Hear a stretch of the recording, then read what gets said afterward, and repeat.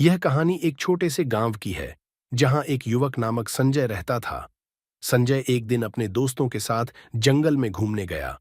वे पुराने खंडहरों और सुनसान रास्तों पर चल रहे थे जब उन्होंने एक अजीब सी आवाज सुनी। पहले तो संजय ने इसे अनदेखा किया, लेकिन जैसे जैसे वे आगे बढ़े, वह आवाज और भी स्पष्ट होती गई। अचानक संजय ने देखा कि एक धुंधली आकृति उनके सामने खड़ी थी। उस आकृति के पास एक पुरानी घड़ी थी, जो हर बार टिक टिक करती थी, जैसे समय रुक सा गया हो। आकृति धीरे धीरे उनके पास आई और बोली, तुम मुझे फिर से जागृत कर चुके हो, अब तुम्हें मेरी शाप सहना पड़ेगा।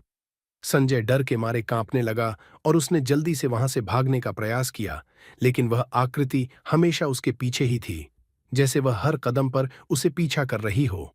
कुछ समय बाद संजय को वह घड़ी मिली जो उसने पहले देखी थी, और जैसे ही उसने घड़ी को हाथ में पकड़ा, वह आकृति अचानक गायब हो गई। लेकिन संजय का दिल नहीं माना।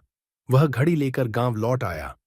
कुछ ही दिनों बाद उसने महसूस किया कि वह घड़ी उसके जीवन का शाप बन गई थी, क्योंकि वह घड़ी अब कभी भी नहीं रुकती थी।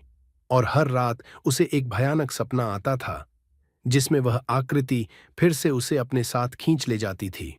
धीरे धीरे संजय का जीवन असमर्थ हो गया, और वह गांव के अन्य लोगों को भी उस घड़ी से दूर रहने की चेतावनी देने लगा। लेकिन कोई भी उसकी बातों को गंभीरता से नहीं लेता था। और इस तरह संजय की कहानी गांव में एक खौफनाक किंवदंती बनकर रह गई।